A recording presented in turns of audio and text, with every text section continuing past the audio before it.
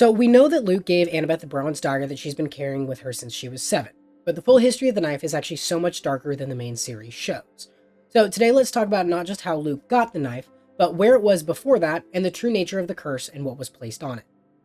At some point, roughly 40 years ago, we know that a young girl carried the knife with her, and even though we don't know her name or the exact circumstances behind how she found the dagger, we do know that she was obviously a demigod in some capacity.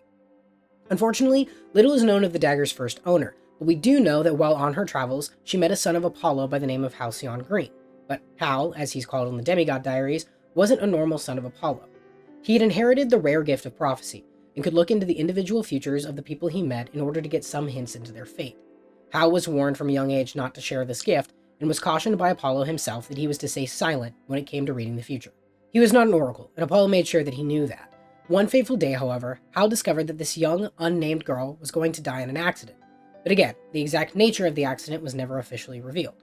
We only hear the account of Hal himself while he's trying to help Luke and Talia escape his mansion, but more on that in just a minute. Unable to sit by and do nothing, however, Hal intervened and saved this girl's life. And as thanks, she gifted the knife to Hal, promising that it would protect anyone who wielded it. Apollo, however, was furious with Hal for not just sharing the gift of prophecy, but for using it to alter the course of human affairs. So Apollo cursed Halcyon for abusing the power of the gods. He locked him in his childhood home with a set of creatures known as the Lucretae, stripped him of his voice, and linked his mind to the Lucretae so that they would be the only vessels that he could speak through. He could puppeteer them to speak on his behalf, but he could not use his own voice, and for decades, Hal remained locked in the dilapidated mansion, guarding a treasure that lay in the floor safe in his closet.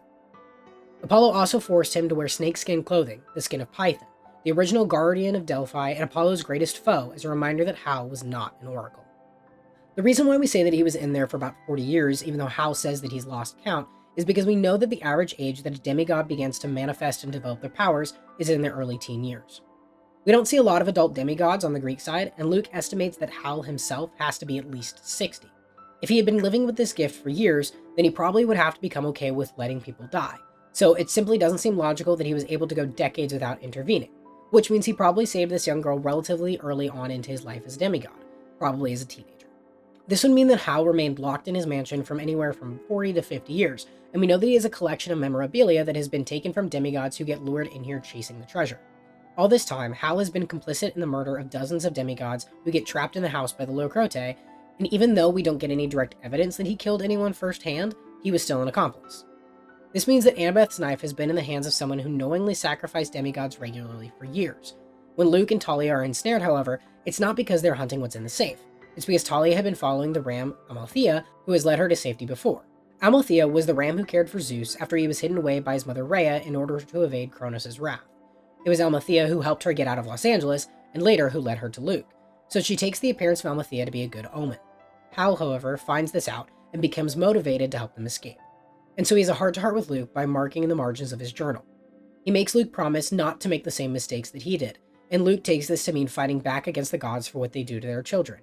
Eventually, using the spoils of Hal's victims and some ancient texts that had been stowed on Hal's shelf, the team was able to create Greek fire, and Hal gave his life to give Luke and Talia the opening that they needed to get away. In the end, whether or not Hal was able to redeem himself is a matter of opinion, since we have to decide whether or not saving the two of them outweighs the decades of slaughter that he simply stood by and watched, so we'll leave that question up to you. The story of Hal and his curse from Apollo was one of Luke's primary motivating factors when it came to betraying the gods, and he promises to kill as many as the Lucretae as he can with the jar of Greek fire while Luke and Talia escape. With Luke's powers over thievery, they were able to break into the safe and discover the legendary shield Aegis, which they then used to escape. But that's not the only relic that they left with.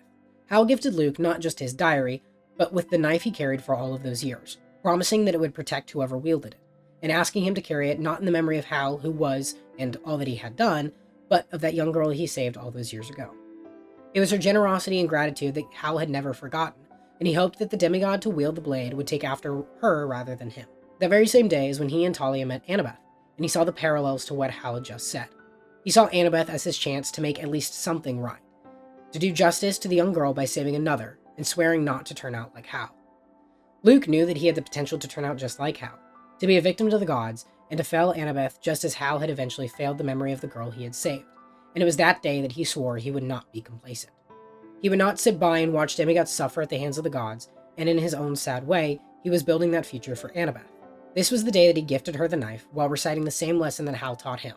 that it's not as strong as a sword, but it's more versatile. It's used by clever warriors, and this is the promise that Luke makes to curse the knife by the time of the last Olympian.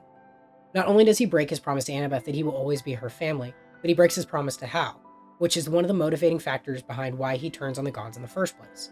From here, we know that Annabeth carried the dagger for 10 more years, and learned how to become one of the most effective tacticians in Camp Half-Blood, and this dagger was by her side throughout the entire original series and most of the Heroes of Olympus. Unfortunately for her, the dagger was lost when she and Percy fell into Tartarus, but in the Staff of Serapis, she borrows a wand from Sadie that transforms itself into a nearly identical replica of her same knife. In Chalice of the Gods, we see Annabeth draw her knife, which may or may not be Sadie's wand, though we don't know for sure. On one hand, Sadie is dismissive about loaning her a wand since she has several, so losing one just doesn't seem like a big deal to her. But given how apprehensive Carter is about combining their powers, we're left to believe that this is a Greek replacement and not Sadie's wand. We know that they had to blend their powers in order to defeat Setni, but that was a one-time instance that they agreed to keep isolated for the safety of both of their domains. Therefore, we think it's likely that she returned the wand to Sadie, and then she got herself another knife from Camp Half-Blood. And even though it's not the same blade, it is what she's familiar and comfortable with. Somewhere in the bellows of Tartarus lies a dagger that had once been by the side of one of the most influential demigods of the modern age. We don't get any hint that Nico or Will found it in the Son of the Star, but if anyone ventures into the depths of Tartarus again, there's a distinct possibility that they might dig up the cursed blade. And it just might be enough for a clever warrior to use it to escape the depths of the darkest pit in the underworld. But as always, let us know what you think of what we cover. We love this series and we absolutely love talking about it, so please jump in the conversation. We'd love to hear from you, and we hope you'll stick around for some future videos. Take care, friends.